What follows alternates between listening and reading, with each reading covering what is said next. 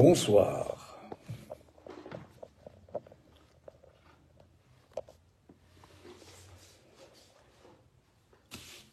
La semaine dernière, nous avons notamment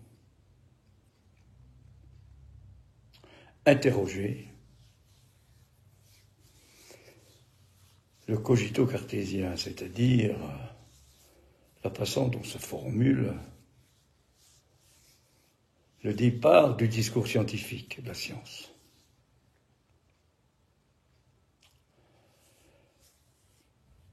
En essayant de préciser en quoi il se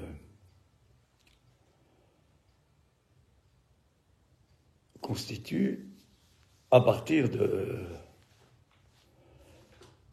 ce qu'avec Lacan on peut appeler la forclusion du sujet barréen, divisé. Sujet, quand on en parle, en psychanalyse, et j'ai appelé aujourd'hui l'énigme du corps, le mystère du corps parlant, en psychanalyse. J'insiste bien là-dessus parce que souvent on voit des commentaires qui peuvent tout à fait être intéressants, mais qui ne concernent pas ce qu'il en est de la psychanalyse, puisque la psychanalyse, pour nous, qui la pratiquons, qui avons osé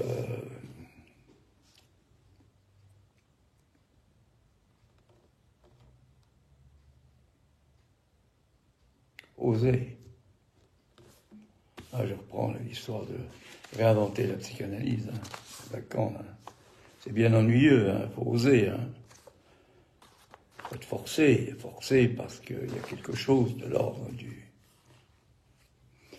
désir qui insiste, on va dire comme ça. Le désir, on ne sait pas bien ce que c'est, finalement, c'est, disons plutôt de la jouissance, d'autant plus que la jouissance, évidemment, il n'y a pas de sujet. Bon.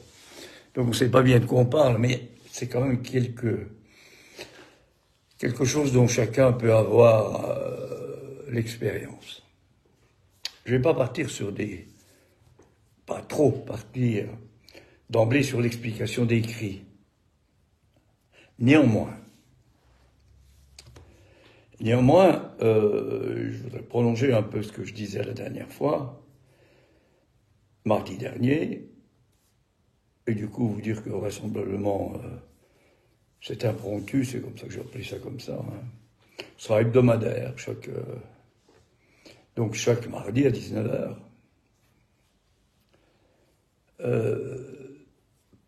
Pour dire que la psychanalyse, évidemment, vous savez ça, évidemment, on sait ça, c'est une expérience de discours. On peut le répéter comme ça, l'envie, c'est une expérience de discours, bien sûr.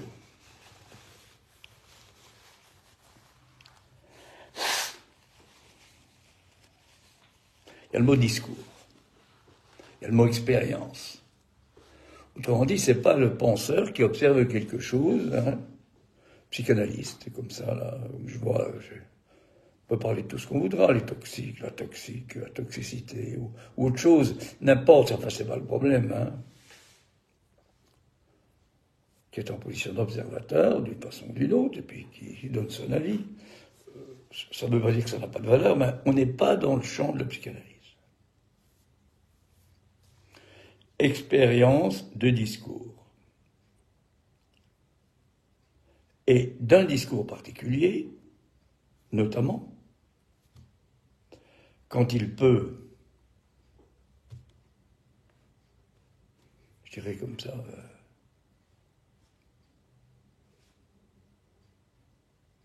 soudainement, selon la contingence, il n'y a pas de préparation, apparaître,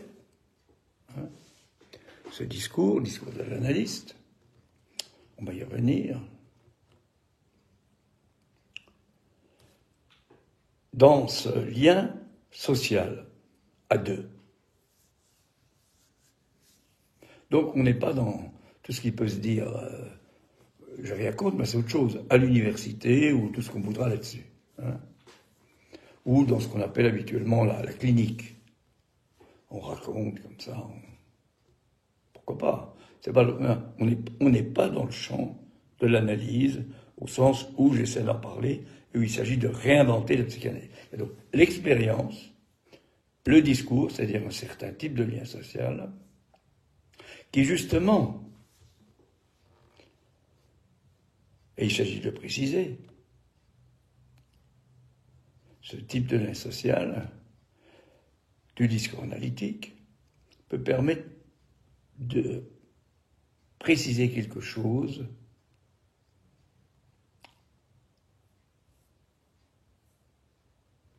avec Lacan. Et ça, c'est dans l'envers de la psychanalyse, hein, c'est les séminaires de 69-70, vous voyez, ça fait 53 ans. Après les mois de mai, hein, dans l'envers de la psychanalyse, donc c'est là qu'il va écrire. C'est une écriture, c'est un écrit. L'intérêt que c'est un écrit, ça veut dire que chaque par l'être en puissance, hein, on n'est pas par l'être comme ça, simplement parce qu'on parle. Il y a des moments de contingence, où de l'être, de jouissance, peut être produit. C'est pour ça qu'on parle de par l'être, et ça vient du fait de parler. J'ai rajouté, moi, de chanter. Enfin, c'est quelque chose qui vient du corps parlant. Et du coup, le symptôme, évidemment, hein, je vous renvoie au symptôme de Joyce, et à Joyce, se désabonner de la conscience. Il a trouvé une solution sans passer par une analyse. Évidemment, on lui a proposé même de payer l'analyse, de donner le choix entre Freud et d'autres, hein, Jung, etc. Il a toujours refusé. Il s'est arrêté à la langue, c'est-à-dire la langue parlée telle qu'elle peut être, je ne sais pas comment dire, moi je dirais décomposée, mais composée, comme on peut la chanter d'une certaine façon.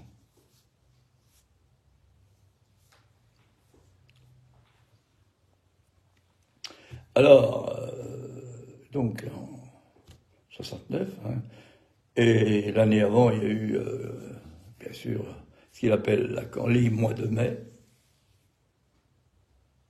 Et puis il y a eu la réforme en fin de 68 d'Edgar Faure sur l'enseignement et la mise à mal du fonctionnement des facultés et la mise en avant de ces fameuses unités de valeur. C'est-à-dire des unités de valeur, c'est-à-dire qu'on pouvait faire des études à la carte.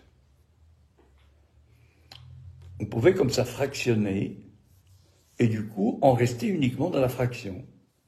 Alors que jusque-là, enfin il me semble, moi j'ai connu ça évidemment,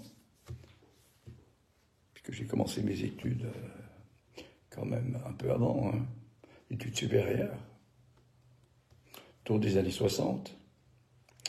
Et j'ai pu passer comme ça de psychologue à mes études de médecine, etc. Bon. Je ne sais pas bien... enfin, de toute façon, Lacan, il va... Parce que Le Monde lui demande un article qui doit apparaître dans la rubrique du Monde qui s'appelle « Libre opinion » au pluriel. Et Lacan va appeler cet article-là d'une réforme dans son trou. Et alors la première phrase, évidemment, c'est un cauchemar. C'est « Il n'y a pas de libre opinion ». Impossible pour Le Monde de mettre ça dans la rubrique libre opinion. Ce qui fait que ça n'est jamais paru dans Le Monde. Et Lacan avait écrit cet article-là le 3 février 1969. Alors bien sûr, il met en jeu la question de l'objet petit a, il a parlé de l'objet petit a dans le discours universitaire. Hein. Ce que je veux essayer de dire par rapport à tout ça, c'est le fait que, et je reviens à ce cogito cartésien, hein, Hein, apprenez à lire comme un cauchemar. Ça vous fera peut-être avancer. Enfin, c'est quelque chose comme ça qu'aussi Lacan dit avancer. C'est des citations, bien sûr. Moi, je les lis pas, les citations. J'essaie de les dire comme elles sortent de mon corps à ce moment-là. Voilà. Ça parle dans les tripes. Bon, je sais pas si ça s'entend, mais bon, voilà.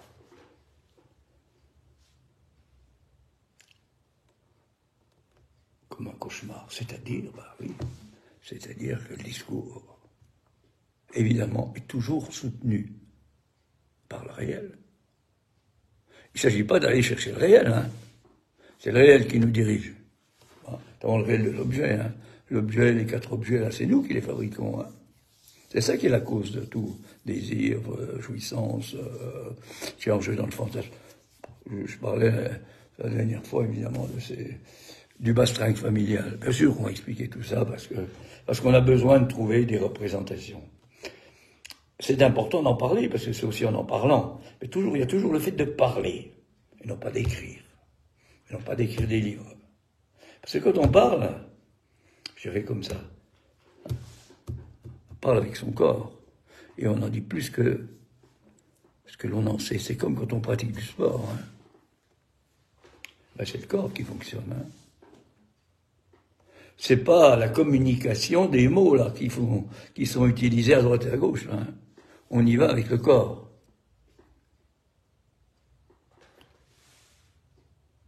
Derrida a écrit là-dessus, je crois. Je sais pas s'il le dit comme ça, mais enfin, j'ai le point commun avec lui de bien aimer le football.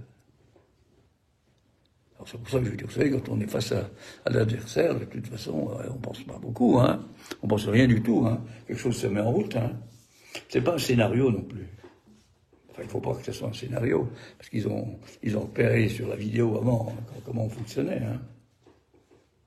Il y a quelque chose qui fait que une certaine rencontre du corps, un certain nouage particulier,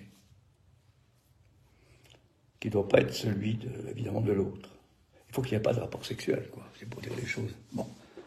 C'est un peu grossier ce que je dis, mais quand même, c'est pas si bête. Apprenez à lire et à entendre. Parce que, évidemment, quand je parle, j'écris un texte. C'est ça l'histoire de la division entre l'énoncé et l'énonciation, hein. C'est pas, bien sûr, je pense donc j'essuie, mais je reviens à la troisième, la façon dont il le formule, Lacan, là. Ben, il y aura bientôt 50 ans, hein. Et vous voyez que c'est important. Je pense donc, silence, comme j'ai dit. Je pense donc, seul jouit. Il y a un acuta, là, il y a un aigu, là.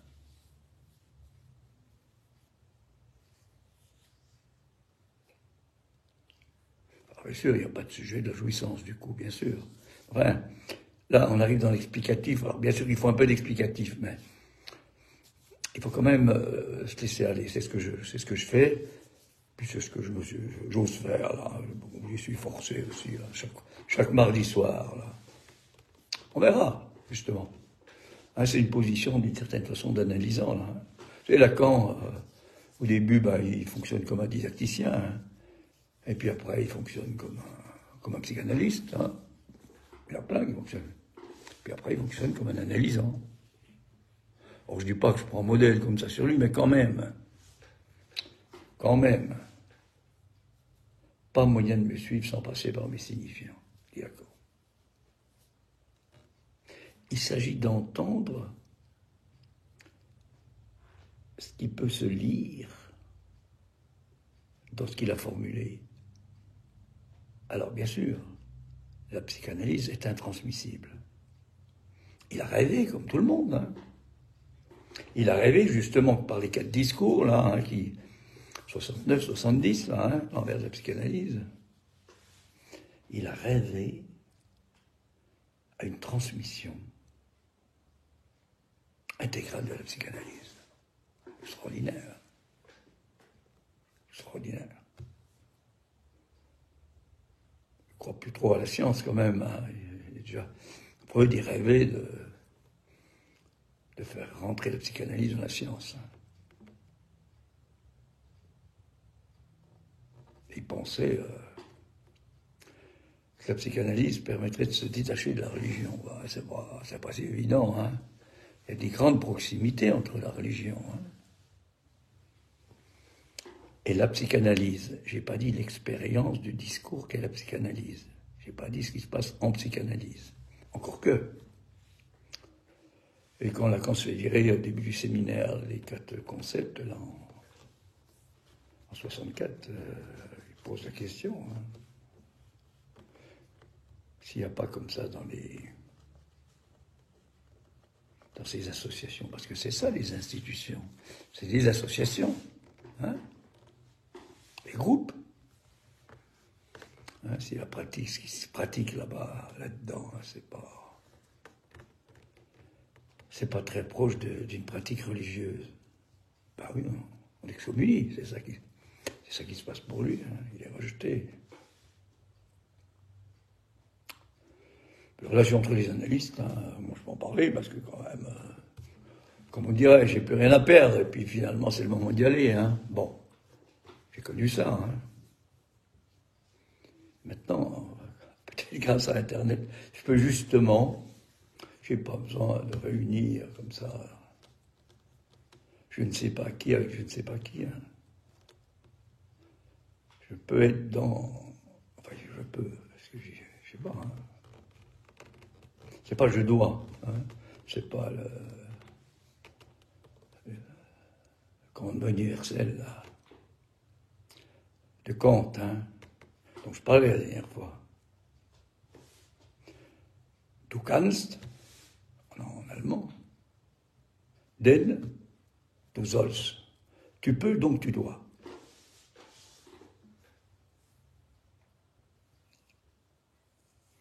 Qui peut se retourner exactement autrement. Tu dois, donc tu peux. Et c'est pareil, hein. C'est kiff. Et pourtant, il y a une faille, il y a le cauchemar là, entre les deux.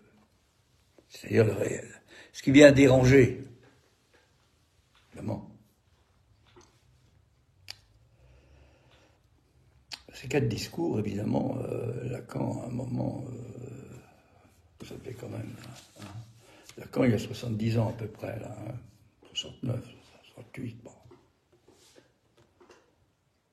On se rend compte quand même que plus l'âge nous prend, il y a quand même des choses, surtout s'il y a eu quelque chose à un moment qui a bousculé justement la trajectoire du destin. Là. Il y a quelque chose qui fait qu'on peut de plus en plus recevoir, entendre quelque chose de ce qu'on avait pensé autrement. Mais pas fixé avec un X. Hein. Ça veut dire quoi? Ça veut dire que cette structure du fantasme, hein, vous savez, Esbarré, poinçon, petit a, hein. Le poinçon, c'est ce qu'on appelle la structure quadripartite. Le Esbarré, ben, c'est le sujet divisé entre quoi? Entre le fait qu'il est déterminé par le signifiant, et donc, du coup, présenté par un signifiant pour notre signifiant, c'est-à-dire que le premier signifiant, ben, il se perd dedans. On peut dire que c'est l'Overdrain, le refoulement originaire de Freud. Et puis dans l'autre signifiant, il est, comme on dit, en aphanisiste, c'est-à-dire qu'il est refoulé. Le sujet de l'inconscient. Et donc c'est en parlant la langue en un seul mot. Le lalaire, la lalation de la mère, auquel va répondre le babil de l'enfant. Qu'est-ce qu'il entend? Le mystère du corps parlant, qui est en fait le mystère du corps de jouissance. Qu'est-ce qu'il entend? Ben, il entend tous les phonèmes qui peuvent exister. On peut dire ça, hein. Bon, évidemment, on n'a aucune preuve. Et puis les femmes, hein, c'est ça le truc. Hein. un ensemble de femmes, là. Ça ne veut pas dire que c'est une totalité. Dire qu'elles sont toutes différentes. Ça, l'ensemble. Mais elles vont déposer dans la langue. C'est ça qu'ils vont entendre, le moutard, ou la moutarde. Le nouveau-né.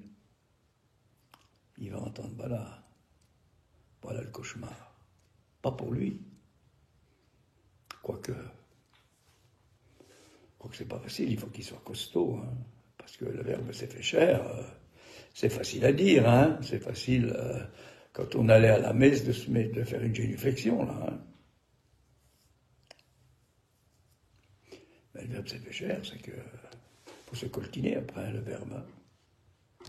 C'est-à-dire les signifiants par lesquels il faut passer, parce que c'est comme ça qu'on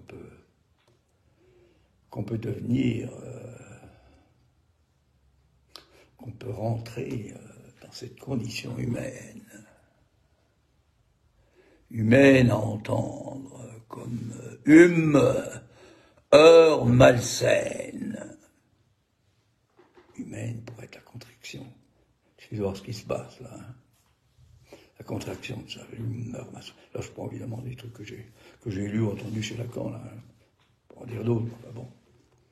Pour le moment, on en est là. Vous voyez les unités de valeur. Hein.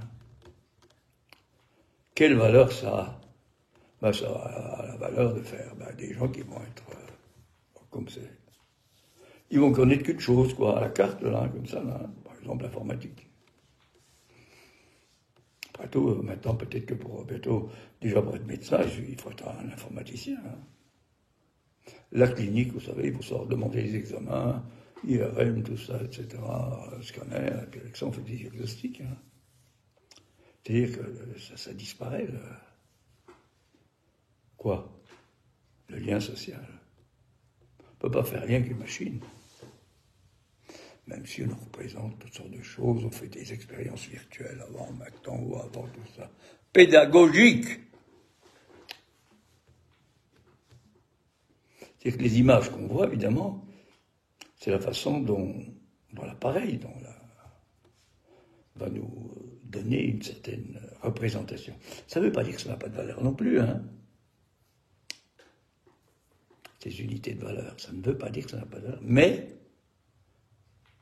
c'est des connaissances. C'est-à-dire que c'est dû au fait qu'on peut entrer en rapport sexuel, en rapport avec des données, des connaissances. Vous entendez sonner évidemment le coït. Alors que, en psychanalyse, en analyse, le ressort du discours analytique,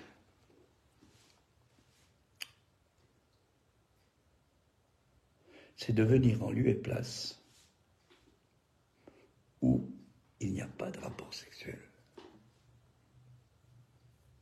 C'est ça le lien d'eux. J'en ai déjà parlé. Je vais peut-être en reparler encore un peu plus, mais bon, oui, c'est simplement, je lance des choses pour un peu préciser bien le mieux possible. Un lien d'eux. C'est ça le problème, hein, comment ça s'écrit. Bien sûr, il y a le 2, hein, on sait que le 2, c'est pas le 1 plus 1. Hein. Au commencement, il y a le 3, non pas le 2, ni un. Bon, d'une part. Puis le 2, c'est aussi 2 apostrophe UX, c'est la richesse de la langue, c'est que, voilà, quand on parle, on ne sait plus. Ce que je disais, hein, le sujet vient disparaître de l'être de mon dit. Bah oui, pourquoi?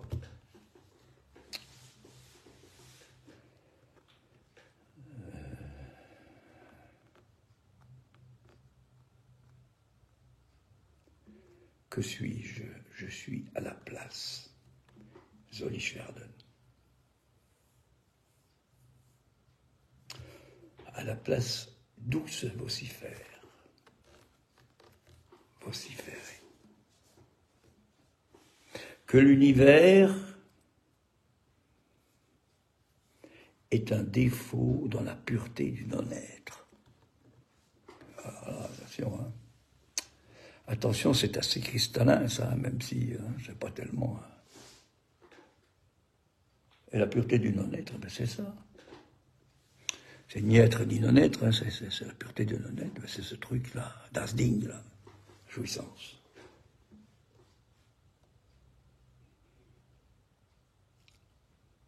Alors, évidemment, je peux préciser un petit peu ça, hein, c'est-à-dire que la pureté du non-être, évidemment, ça évoque, pour un chanteur, pour moi, en l'occurrence, chanteur lyrique, je ne sais plus si je l'ai dit la dernière fois, mais enfin, ce vomitare la voce. Oui, j'ai dû le dire, oui. Chanter du lyrique, c'est chanter avec ses tripes.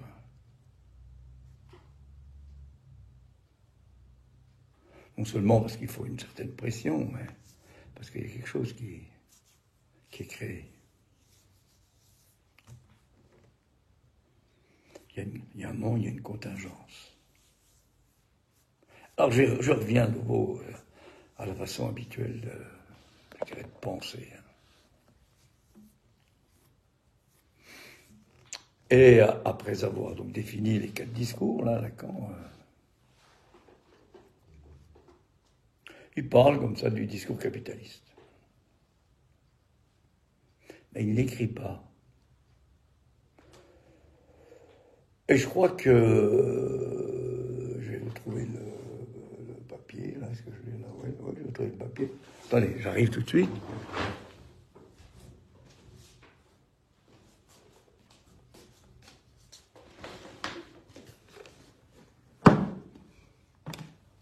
En mai 1972,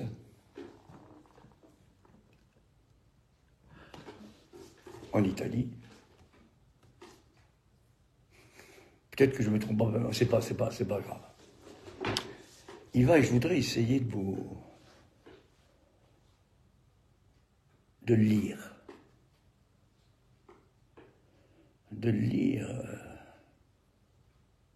comme un cauchemar. C'est-à-dire pas du tout dans le discours habituel, universitaire, comme ça, là, où il est là, le discours universitaire, je vais vous le montrer, là. Un discours de l'université, là, vous voyez, bon, c'est bien. Vous voyez qu'en position, alors, il y a donc, vous voyez tout au-dessus, là, il y a donc 4 places dans le discours. Le point de départ, vous voyez, c'est ce qui est dans le schéma du haut. Hein. C'est ce qu'on appelle la dimension de la vérité. Hein, vous savez, là, hein. Je dis toujours la vérité. C'est bien. Pas toutes.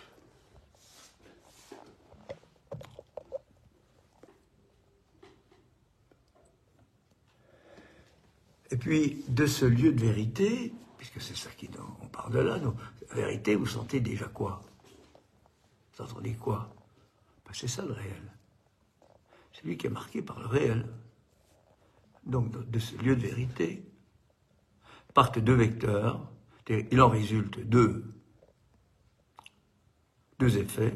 Un premier effet qui part sur la gauche, qui est ce qu'on appelle l'agent du discours, qui est en fait un semblant de réel, c'est le signifiant. Et à droite, le discours de l'autre, comme mieux des signifiants, qui est en fait un savoir et qui peut être défini, bon, je le définis comme ça, là pour le moment rapidement, on y reviendra, la dimension de la jouissance. Et puis quelque chose échappe à cette marque de signifiant sur le réel du corps. Je vais vous dire pourquoi je dis ça maintenant. C'est le fait qu'il y a une production, qui est ce fameux objet, mais cette production, qui est liée à l'action du signifiant sur le réel de la jouissance, le point de vérité, c'est ça, c'est la rencontre du signifiant et du réel de la jouissance. Bon. Et donc, là, il y a une production, qui est ce fameux objet impensable, objet petit a, qui est donc lié à l'action du signifiant sur le réel de la jouissance, et puis il y a une part qui échappe à cette action du signifiant. Alors, à partir de là, on peut définir notamment le discours du maître. Bon.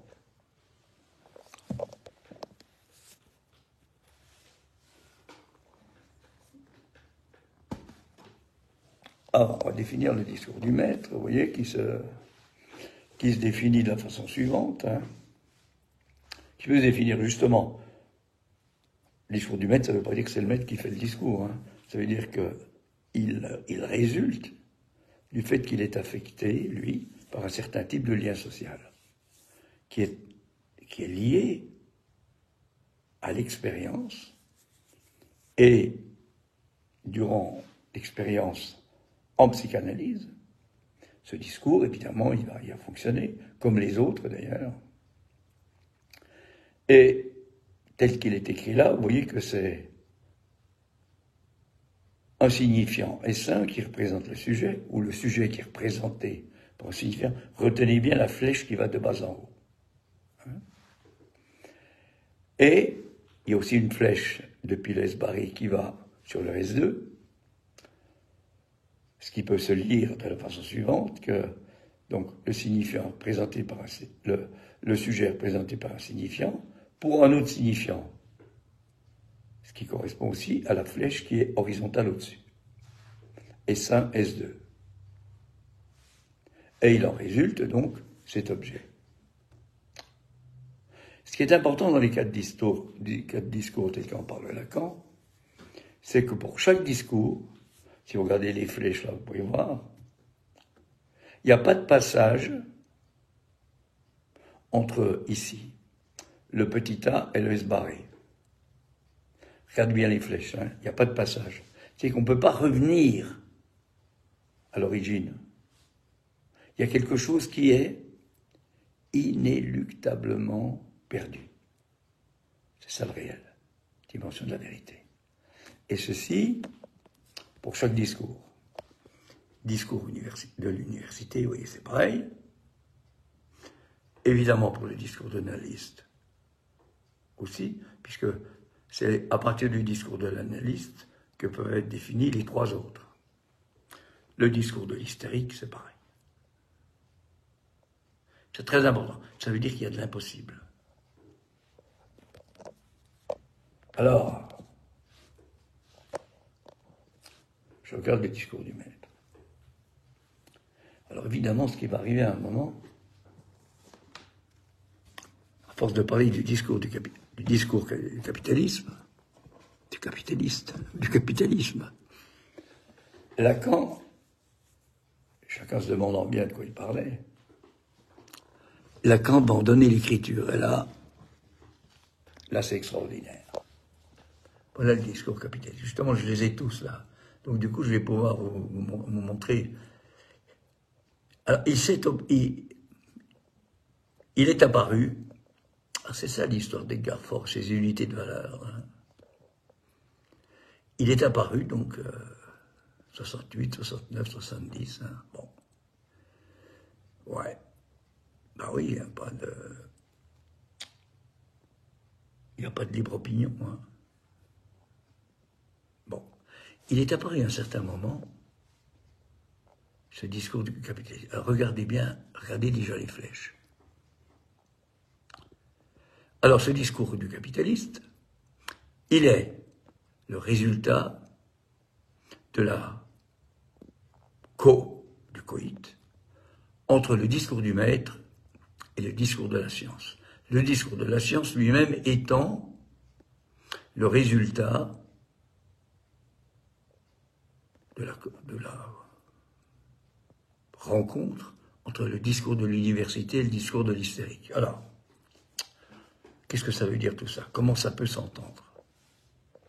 Parce qu'on est tous pris là-dedans, même si on a fait une analyse, on a affaire avec ça, puisque c'est le discours actuellement. On peut dire que les autres, ils fonctionnent pratiquement plus, sauf le discours analytique. Dans ce lien on est actuellement là-dedans. la communication, tout ce que vous voulez, le commerce, enfin, tout le commerce humain, etc., est basé là-dessus. Là, je disais, là, vous savez, aujourd'hui, là, il y a un imam qui dit qu'il a fait un lapsus quand il a fait ceci. Cela faut voir un peu les analyses des... Il y a un super professeur de neurosciences, je sais pas où, là, etc., qui explique ce que c'est qu'une analyse, un lapsus par rapport au cerveau, ça vaut le coup, hein. Enfin bon.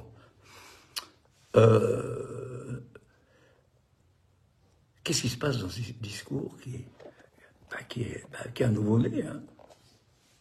Ça n'existait pas avant. Et puis évidemment, le capitaliste, lui, il ne cherche pas du tout à... Je vais reprendre le terme de Lacan. Lacan dit c'est un discours extraordinaire, quoi. Il marche tout seul. Personne ne s'en rend compte. Il ajoute finalement, on est tous couillonnés. Parce qu'on ne s'en rend pas compte du tout. C'est le modernisme, quoi. Alors, qu'est-ce que c'est? Vous voyez, en position. Alors là, on ne peut plus reprendre tout à fait les 4 positions de façon identique. Tout est bousculé, hein. Vous voyez qu'en position d'agent, on a le fameux sujet. Hein, le sujet qui est en position d'agent dans le discours hystérique. Quand je dis discours hystérique, je veux dire discours de l'hystérique. Hein. Ça veut dire que l'hystérique est un discours et que c'est tout à fait important. Je fais une petite incise là. Quand on parle des entretiens préliminaires, c'est pas de se voir ou pas se voir. Hein. Pourquoi pas après tout. Bon. C'est que celui qui vient, qui souffre, qui a du mal à aimer, qui a du mal à travailler, qui ne sait pas où on en est, qui est perdu, etc., au lieu de toujours se raccrocher à des circonstances, justement du discours capitaliste, hein, c'est-à-dire tout ce qu'on voudra, des explications, à un moment, il rentre dans le discours hystérique. Alors je reviens au discours hystérique, là, vous voyez? Qu'est-ce que c'est que le discours hystérique? Là, on trouve les flèches normalement. L'hystérique, en position d'agent, c'est le sujet divisé. C'est pas le sujet cartésien, hein, c'est du cogito. C'est le sujet parlant, c'est le par-l'être, hein, c'est le sujet parlant, et qui parle à partir de, vous voyez la flèche là qui monte, à partir de quoi? De l'objet petit a, c'est-à-dire de son corps. Il le paye avec son corps, son discours. C'est pour ça qu'il peut y avoir toutes sortes de symptômes d'ailleurs. Hein. Et il en jouit, à sa façon. Et donc, l'analyse, ça commence comme ça, par ce type de discours, par l'hystérisation du discours, comme on dit. Et c'est alors que, évidemment, ce sujet, il va s'adresser, il va interroger les signifiants, notamment les signifiants maîtres. Ceux qui nous divisent, depuis, même avant notre naissance, enfin depuis toujours, on va dire, depuis notre origine, depuis le commencement.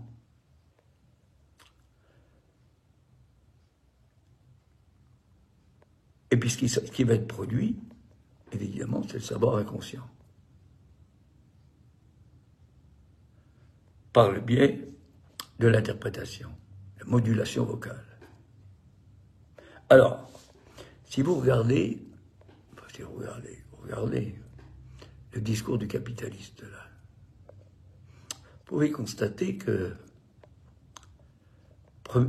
essentiellement, il y a une inversion. Il y a une inversion du lieu de vérité au lieu d'agent. La flèche, elle est inversée. C'est-à-dire que le sujet n'est plus un sujet divisé, déterminé par le signifiant, mais c'est lui qui détermine, qui commande le signifiant. C'est le sujet de la libre entreprise qui sait très bien ce qu'il fait, hein, et qui de toute façon peut tout changer les règles. Hein, il va foutre de la no-flangue, etc. Tout ce qu'il voudra, il va mettre du féminin, des trucs, etc. Bref. Et cette détermination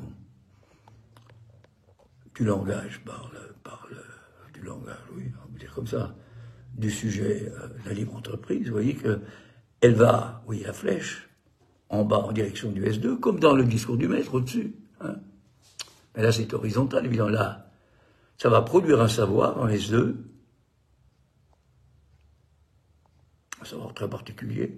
C'est la com, c'est tout ce que vous voudrez, hein, qui n'a évidemment rien à voir avec le savoir inconscient. Et puis, ce qui va en résulter, c'est que le sujet de la libre entreprise, il se constitue comme déchet. Pas mal, hein. Enfin, c'est la lecture que je propose. Autrement dit, on retrouve bien les places, les 4 places toujours, de la structure, mais il n'y a plus de structure telle que c'est mis en place. La structure, elle est... Alors que dans les autres discours, notamment dans le discours du maître, dans le discours de l'université, dans le discours de l'hystérique, il y a toujours la structure, elle évidemment, la structure, elle est évidemment, comme va dire Lacan, élastique. Hein, et il prend, je crois qu'il disait ça, on peut le faire, hein. Vous prenez un pneu, vous prenez une chambre à air. Ah, zut, ça tombe. Vous prenez une chambre à air, puis vous marquez des points sur la chambre à air, puis vous la gonflez. Alors vous allez voir que la chambre à air, elle va être de plus en plus gonflée, donc les 4 points que vous aurez fait dessus, que vous aurez écrit dessus, ils vont toujours exister sur la chambre à air. La chambre à air ne va pas se déchirer. Donc la structure, elle reste, hein, dans les discours. Pour prendre, évidemment, c'est peut-être un peu grossier, mais ça permet un petit peu de penser les choses. Hein.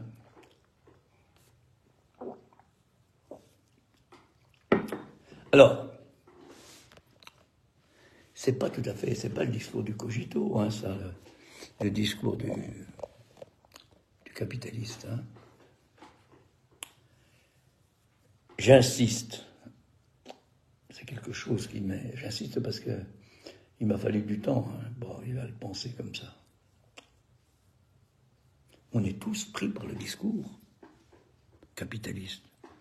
On se sent tous libres. On a tous des mots,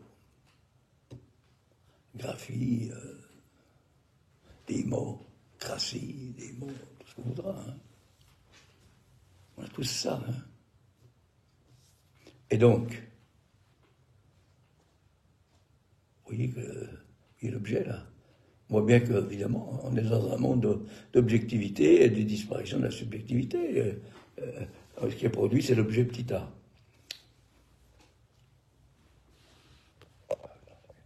Ce qui est produit, c'est l'objet petit a. Hein. On est assimilé à des déchets. C'est ce qu'on va trouver, effectivement, dans une analyse, à certains moments. Mais ça, c'est autre chose. Hein. C'est lié à ce qui se passe dans une analyse. Alors, si on est tous, on peut continuer ça, hein. Si on est tous affiliés à ça. Enfin, affiliés, oui, peut-être bien, oui. C'est le discours qui domine, c'est le discours, on peut dire ce qu'on veut, hein, qu'on soit en chef d'entreprise, syndicaliste, on est tous là-dedans. Hein. C'est bien pour ça que... Oui, ça mène l'absence de rapport sexuel. Hein. Ça mène quand même à des choses qui sont pas très reluisantes, en quelque sorte. Hein. Sauf si, on se complaît avec un certain type de jouissance, quand même, hein, dans cette affaire-là. Mais, on voit bien la disparition de la subjectivité.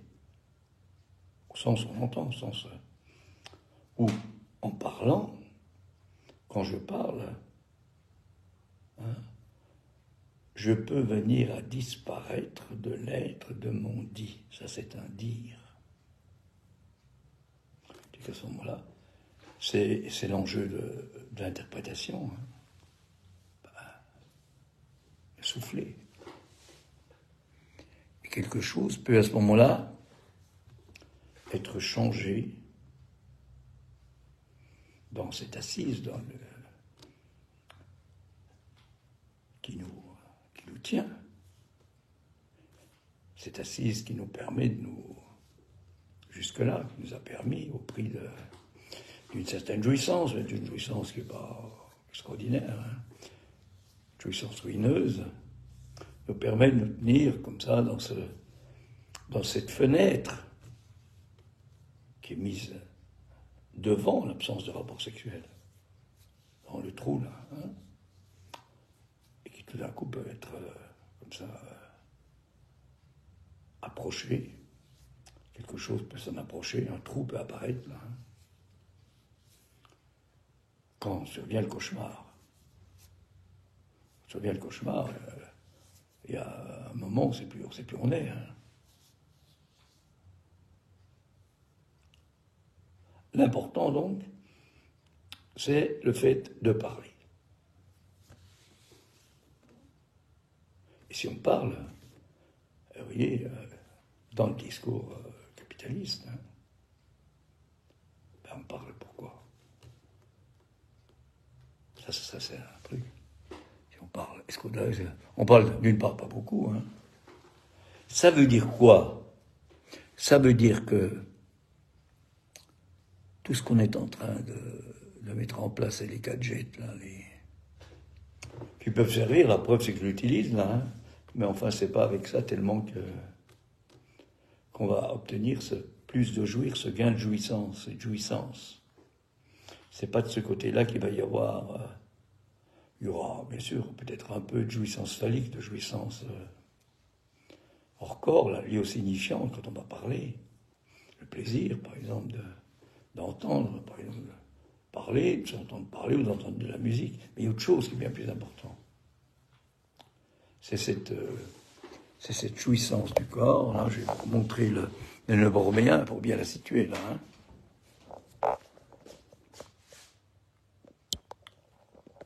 Donc, vous voyez, cette jouissance du corps, là, hein, qui est hors symbolique.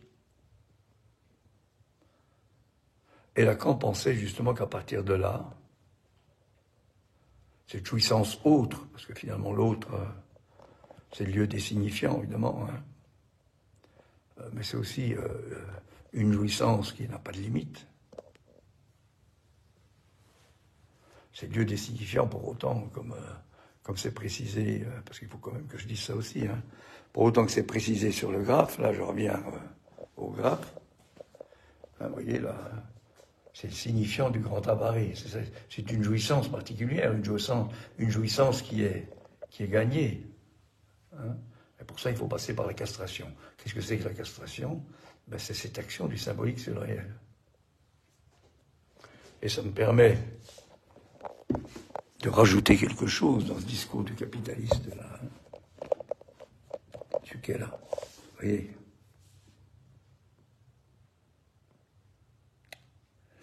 Si vous prenez le discours de l'analyste, hein, juste au-dessus à droite, vous pouvez constater que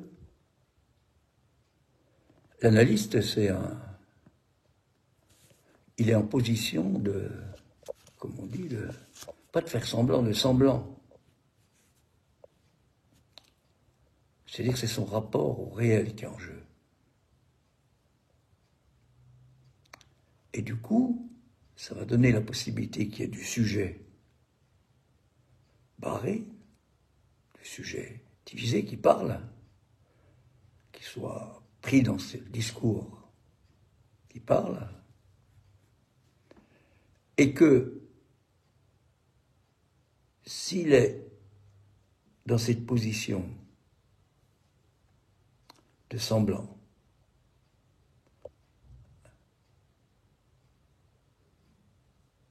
cause du désir, cause de la jouissance, ceci vient du fait que pour l'analyste, il y a ce S2, là, ce savoir inconscient. Mais du coup, le sujet S-barré qui parle va pouvoir produire le détachement des signifiants auquel il est assujetti. Alors, qu'est-ce qui se passe dans le discours capitaliste?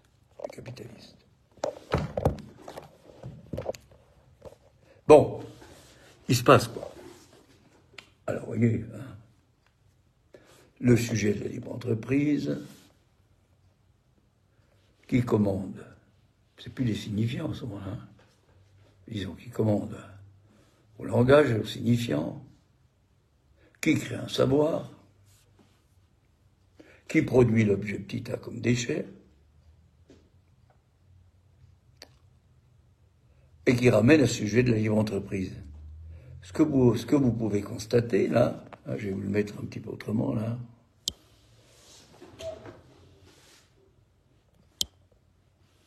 c'est que, vous voyez, on part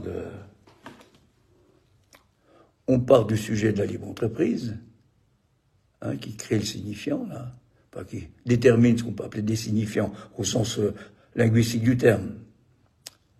Ce signifiant crée un savoir, comme ça, tac, tac, je suis les flèches, hein, qui détermine le sujet comme déchet, et qui renvoie, qui revient à nouveau au sujet de la libre entreprise. C'est-à-dire qu'il n'y a plus d'impossible. Dans tous les autres discours, on ne peut pas passer de là, on ne peut pas revenir à l'origine, qui est le lieu de vérité. C'est-à-dire que ça fait ça.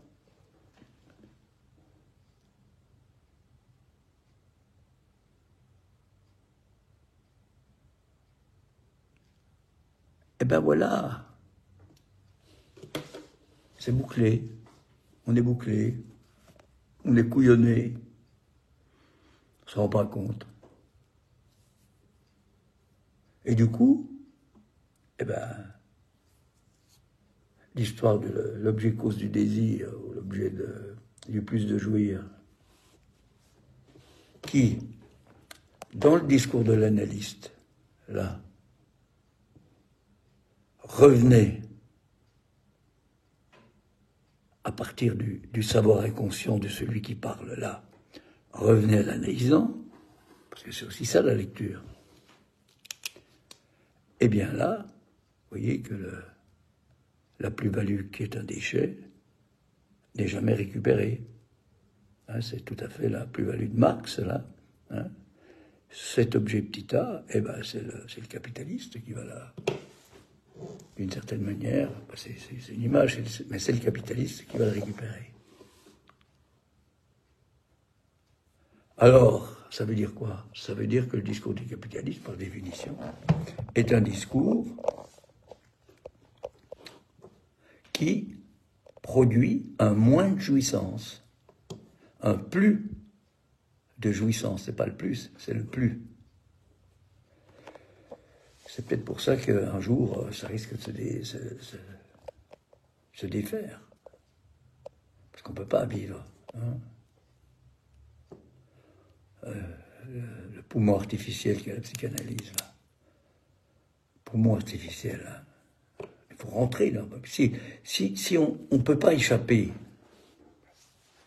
si on ne peut pas échapper au discours capitaliste, voilà, bon, c'est ça le grand truc. Si on ne peut pas y échapper, bah, de toute façon, il n'y a plus qu'à y aller, hein. C'est ce qu'il y a à faire. Mais pas pour le contredire, parce que plus on va le contredire, plus on va l'encourager.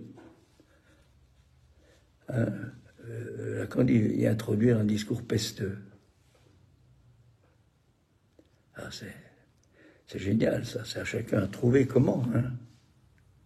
C'est surtout pas de le contredire, hein, parce que dès qu'on le contredit, ben, on est contre. On est tout contre. Hein. Donc, y introduire autre chose, une autre lecture, une psychanalyse, ça va conduire à ça. Ça peut conduire à ça. Réinventer la psychanalyse. Réinventer la psychanalyse, vous voyez, c'est autre chose que d'écrire des formules ou de penser un discours et puis de le lire. Ça se réinvente dans le fait de parler. Pour que la psychanalyse puisse durer, on peut dire tout ce qu'on voudra sur les critiques, c'est exactement pareil. Là. Si on critique, si on critique, ben on entretient. Hein. Freud lui-même lui disait ne défendez pas la psychanalyse, ni moi-même, surtout pas, il le dit. Il faut dire, il a bien repéré ça. Hein. La psychanalyse n'a pas besoin d'être défendue. Ah, ça, si les soi-disant psychanalystes ont besoin d'être défendus, ça certainement, oui, mais ça c'est autre chose. Ah, ils vont se noyer dans le discours capitaliste, là. Ça voudrait dire que, d'une certaine façon, la psychanalyse, le corps parlant en psychanalyse, est d'une extrême importance de par la jouissance nouvelle. C'est écrit dans le graphe, là, on peut le lire comme ça dans le graphe. Hein. Je retourne à mon truc, là. De par la jouissance nouvelle, qui est là, écrite, hein, qu'il permet,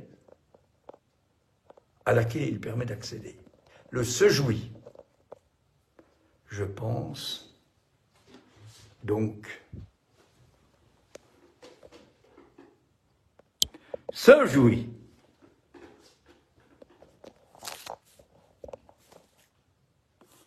Je parlerai un de ces jours, je ne sais pas quand, parce que je voudrais justement pas faire de l'appliquer, quoi. Il ne s'agit pas de s'appliquer. Hein. Un peu de la voix qui chante à l'opéra. Et notamment du fait que, je vais rester quand même là-dessus, hein, si les voix de femmes ont été rejetées jusqu'à ce que ça apparaisse comme ça, là, début du 19e, là, hein, enfin, encore... Enfin, c'est arrivé après Mozart, voilà, on va dire ça. C'est arrivé au moment où les castrats sont... Mais si les castrats, on leur a demandé de laisser la place, c'est parce que justement, c'était possible.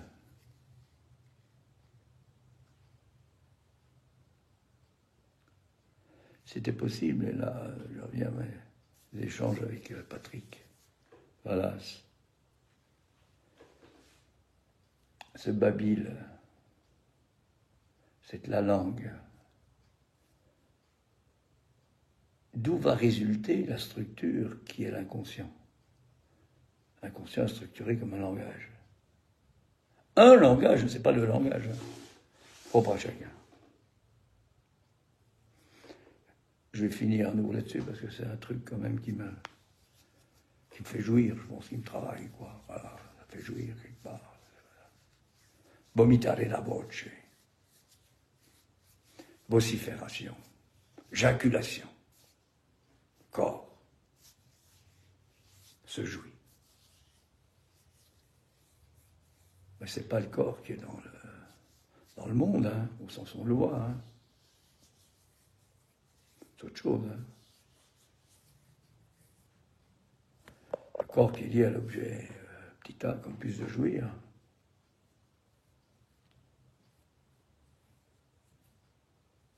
C'est pas le corps qu'on voit, hein. Il n'est pas dans le monde, hein.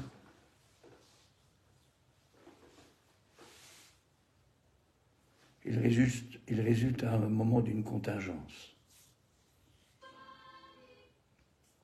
Et cette contingence du corps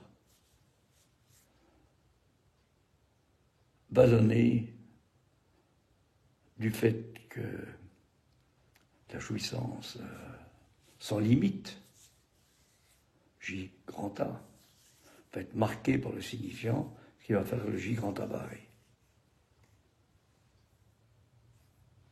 Et il va en résulter, vous savez, les 4 objets, comme plus de jouir.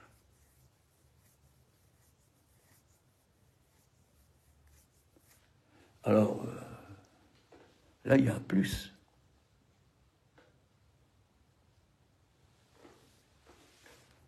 Le discours du capitaliste, le discours du capitalisme, est un isme comme un autre, hein.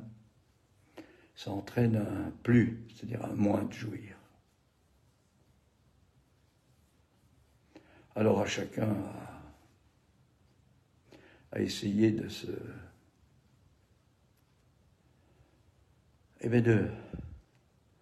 cette réforme dans son trou, là, de se trouver. Donc, à mardi prochain, à 19h, je répète, je ne vois pas pourquoi je ne ferai pas chaque mardi à 19h, comme ça, 1 heure où justement il y a quelque chose qui a à voir avec la jouissance qui